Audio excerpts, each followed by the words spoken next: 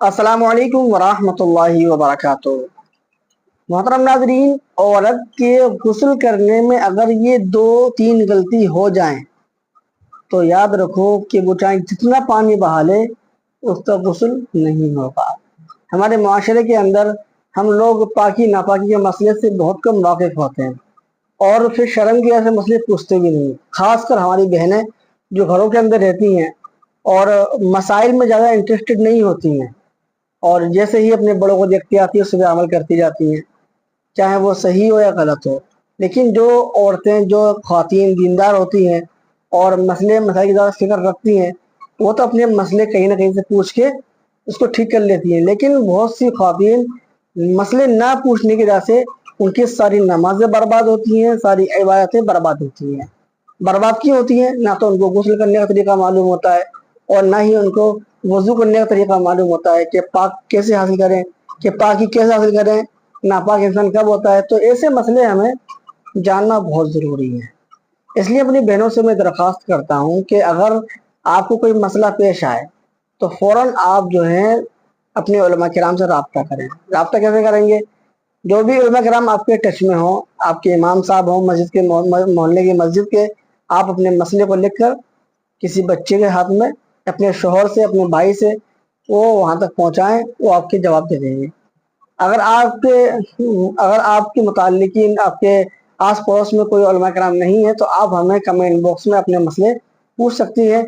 इसी तरह स्क्रीन पर दिए हुए नंबर 8630041920 पर हमें व्हाट्सएप के जरिए भी अपने मसाइल पूछ सकती हैं।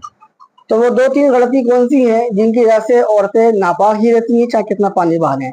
पहली गलती ये है कि जिन औरतों के कान या नाक छिदे हुए हैं और वो गुस्ल करती हैं और उन नाक में या कान में पानी नहीं जाता है, उनकी छेदों में पानी नहीं जाता है, तो वो गुस्ल नहीं होगा। आपने पढ़ा होगा कि गुस्ल के 3 फराइज में, उसमें तीसरा फर्ज ये है कि पूरे बदन पर पानी बहाना कि एक बाल के बराबर भी सूखा रहेगा, या तो गुस्ल नहीं होगा। तो जाहिर सी बात है, जब हम गुस्ल करें और नाक में या कान में जो हम बाली वगैरह पहने हुए हैं और उसमें पानी ना पहुंचे तो गुस्ल नहीं होगा। तो इसलिए इस चीज़ का खास ख्याल रखें। जब भी आप गुस्ल करें तो जो भी आप कान में बाली पहनी है, नाक में लौंग पहनी है, तो उसको अच्छी तरह हिला दें। ठीक है। दूसरी गलती जो हमारे माशरे में पाई जाती है हमारी बहनों के अंदर, वो ये है कि जो बहनें हमारी नेल पॉलिश इस्तेमाल करती हैं और वो हाथों पे लगी है, यानी नाखूनों पे लगी है, यानी पॉलिश नाखूनों पे लगी है, और इसी हालत में वो गुस्ल कर लेती हैं।